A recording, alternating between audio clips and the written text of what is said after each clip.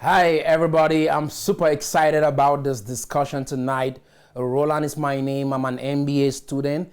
And tonight we will be discussing about Christian business in a global environment. So we will be talking about how to take a Christian business and expand this Christian business in another country that does not share Christian values. I hope we are all excited tonight. Before we start, there are key questions that we have to answer in order to be successful on this journey. The number one question is, what Christian model, what business model are we going to utilize as the vehicle to expand in this global environment? And another question we have to answer and ask is, what are some of the challenges that we might face as a Christian business in that country? And how are we going to overcome those challenges? Our business is Fast Food LLC. Everybody knows a Fast Food LLC. We believe life feels much better with good food. And Fast Food LLC, why we exist? We actually exist to serve our community with amazing quality food at low prices. And we plan to actually deliver this food, of which we've been doing. We've been delivering this food with amazing customer service. And we prioritize those things. We prioritize quality. We prioritize value. Our entire business system was actually built on biblical values. And the goal was to expand to other countries, in particular, countries that do not share Christian beliefs. And so we believe that we are going to succeed because we have a system that actually works and has been proven to work right here in the USA. So the nation that we chose for this project is Pakistan. Pakistan is an amazing nation with beautiful people, amazing people with a good heart. And we choose this nation for obvious reason. This country is 95% Muslim and only 5% Christians. So it is a potential candidate for this project. So when we look at the country of Pakistan, that is the Islam Republic of Pakistan, we will see that the country has a population of about 229 million people as of 2022. And the total size area is 340,509 square miles. And the GDP per capita is 1,250 US dollar as of 2022. And we will see that the size of the middle class is 38%. That is amazing, an amazing middle class. And also over 75.38% of this country have access to electricity. And also 54% of this country have access to the internet. This is very, very important as we expand, because we are going to utilize electricity and the internet to spread the word, to use these mediums as a marketing strategy or a way to actually advertise to our customers. So it is very, very, very, very important. So we actually did the one-step value comparison system between USA, where we are, and Pakistan, the nation that we plan to expand to. So you can see the power distance dynamic. You see the US is at 40, and we will also see that Pakistan is at 55. We see the individualism, that is, the people believe in community more than the US, which is a crucial factor as we expand. So the US at 14, Pakistan is at 91. We see that the masculinity, Pakistan is at 50%, the US is at 62. Which is very, very good, because when it is 50%, we actually realize that you can say if the country is actually a pro-masculine or non-masculine. It's a good place to be as we expand. So uncertainty avoidance, when it comes to uncertainty avoidance, we will see that Pakistan is at 70, while the US is at 46. That is, you will see that Pakistani people avoid uncertainty. This is very crucial as we expand. compared to the U.S. The U.S. embrace uncertainty more than Pakistan people. We will also see that when it comes to long-term orientation, planning for the long term and all of that, the Pakistani people are way ahead or somehow in the middle when it comes to long-term orientation. When it comes to indulgence, the United States is at 68 while Pakistan is at 0. That is, the U.S. people believe they can have fun or maybe have some pleasure with their resources, with their wealth, with what God has blessed them with. The Pakistani people shy away from indulgence, that is throwing parties, lavish parties. These are all very crucial factors when we are expanding into a country that we don't actually live there. So we also did a pistol analysis of Pakistan. So we looked at political factors affecting businesses in Pakistan. And we realized that the country actually has a ceremonial president. It is ruled by a prime minister. We also see that the military has a major influence in the political affairs of the nation. This is very, very important to note. We also realize that the country has some strong allies. They have strong allies like China, like the USA. This is very important. And we look at some economic factors affecting businesses in Pakistan or economic factors affecting Pakistan. And we realize that countries like UK, China, USA are already investing in Pakistan, which tells us that other nations did their research, advanced nations did their research, and found Pakistan a conducive environment for investing, which tells us that we are on a good grounds on this project. So there are also other social factors affecting business in Pakistan. We've understood how women are treated in this community.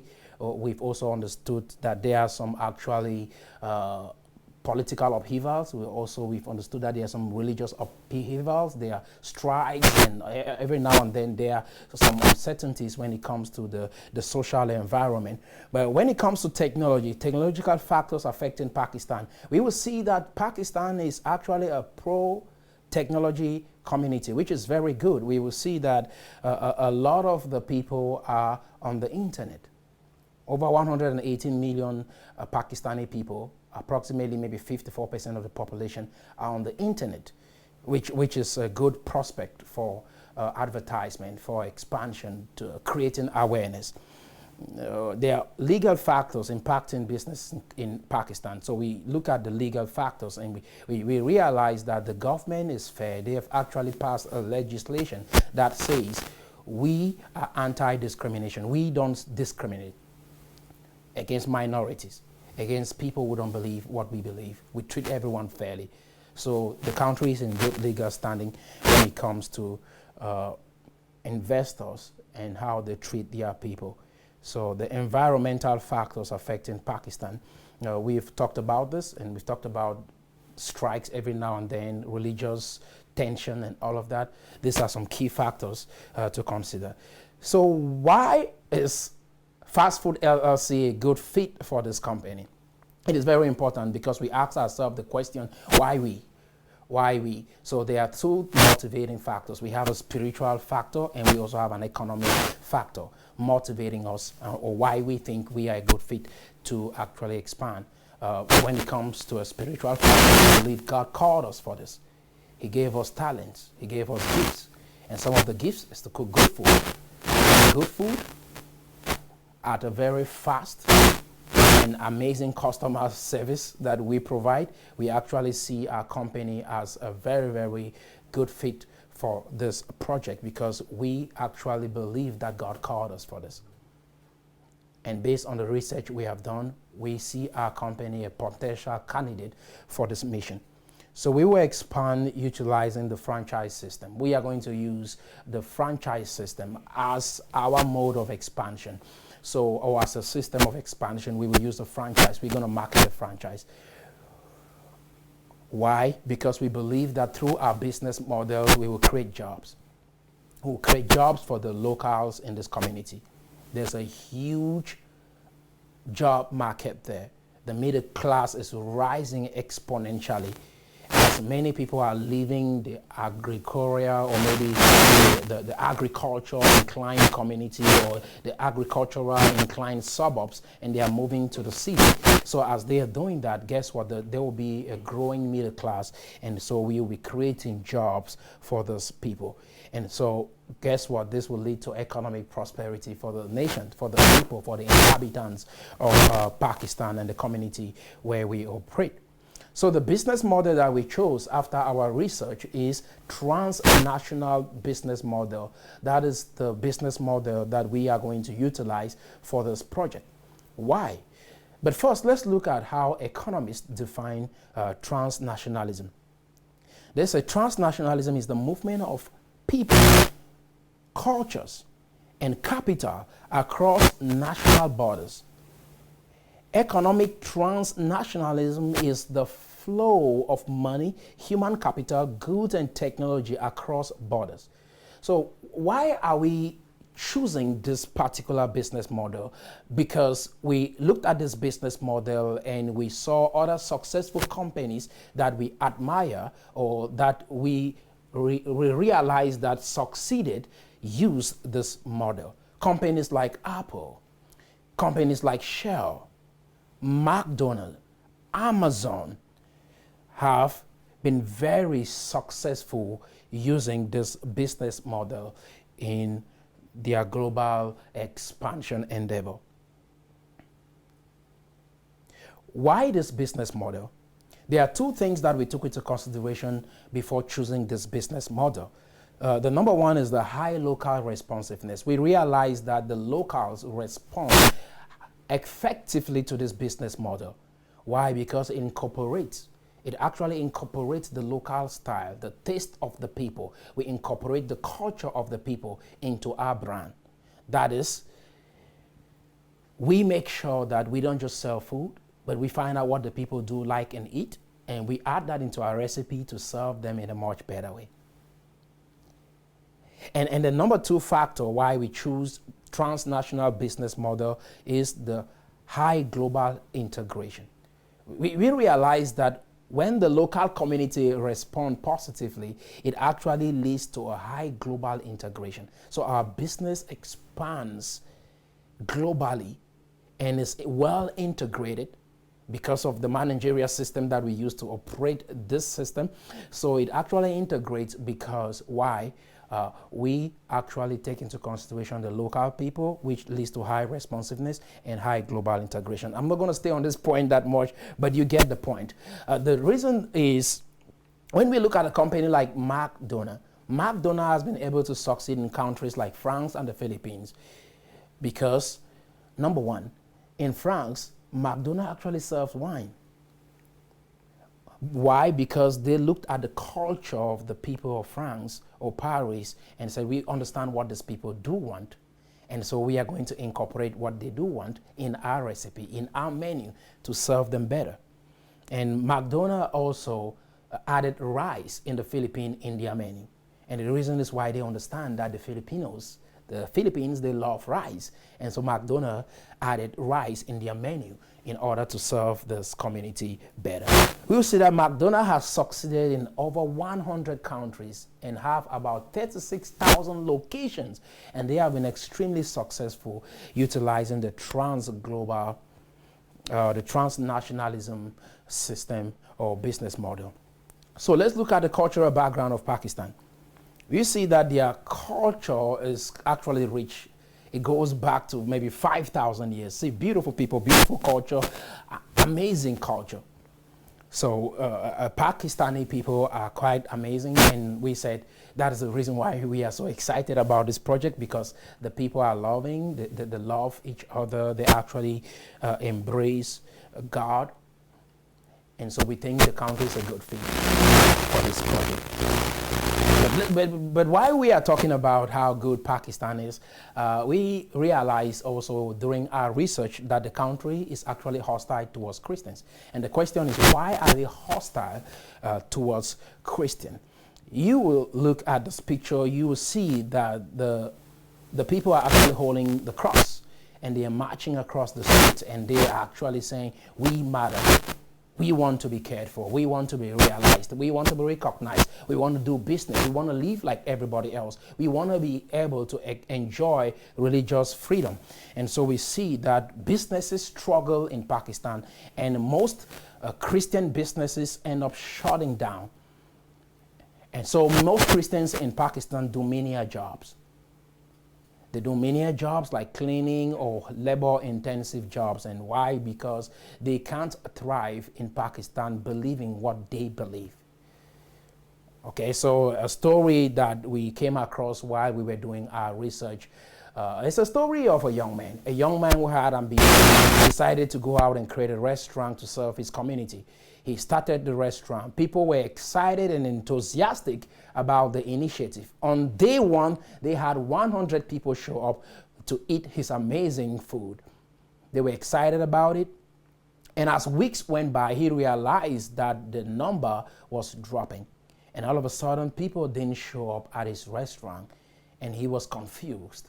But one morning, a young man ran into his shop and bought a loaf of bread. As this young man was walking out, a woman across the street stopped this young boy and asked, "Where are you from?" He said, "I just bought bread from this store." And like, "Why did you buy bread from a Christian store?"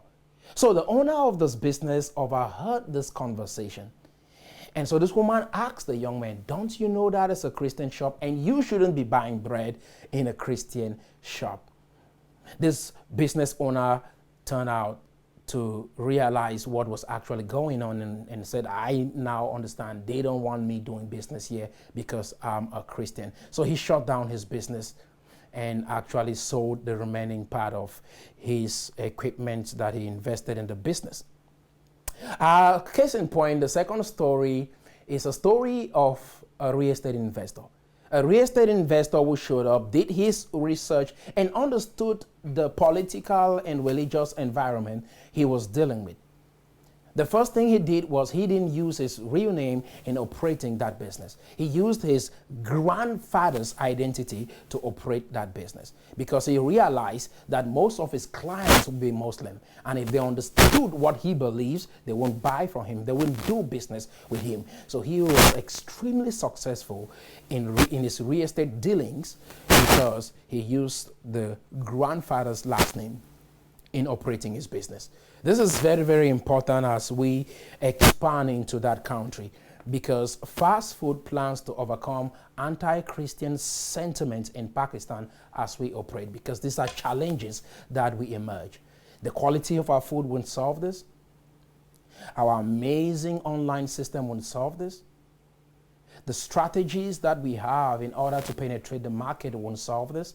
We need to understand the religious diversity that exists within Pakistan and eventually come up with strategies to overcome this.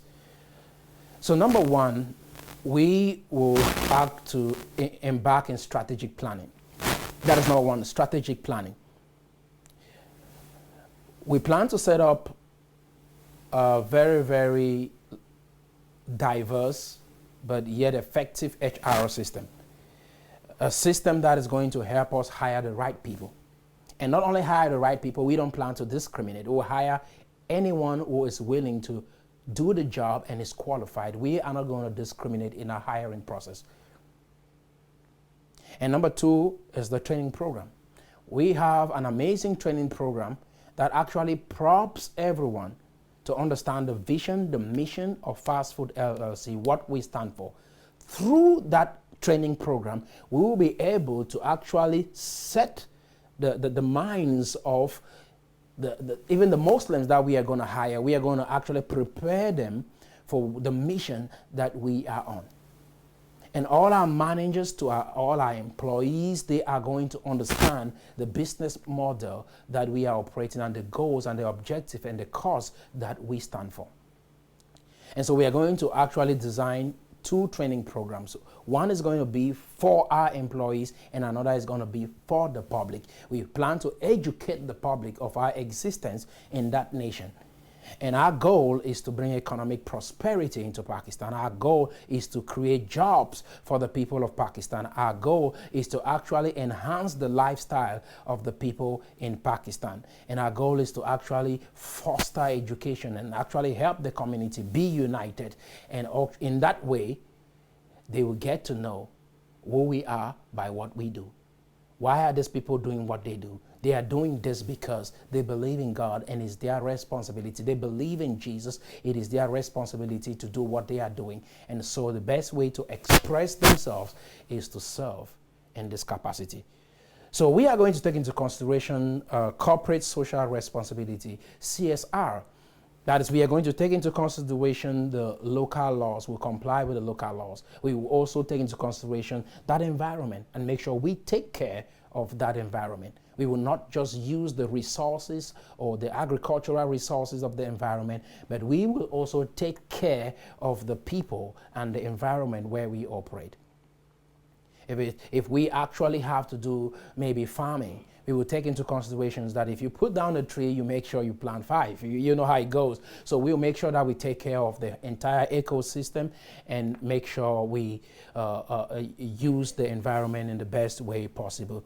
So we also thought about scholarships.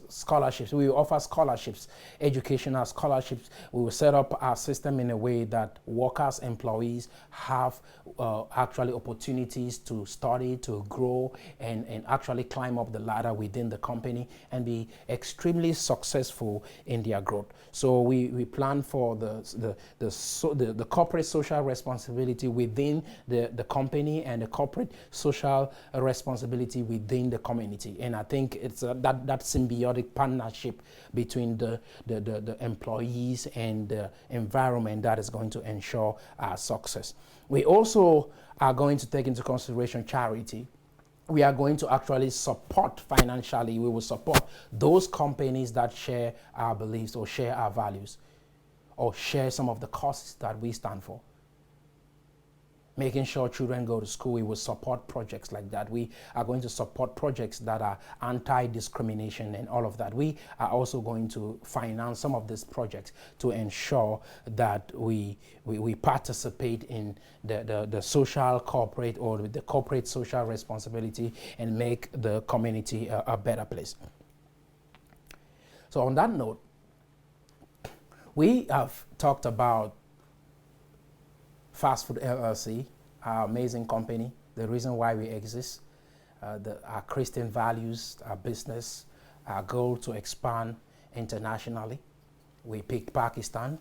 We've actually looked at Pakistan, the nation, the population.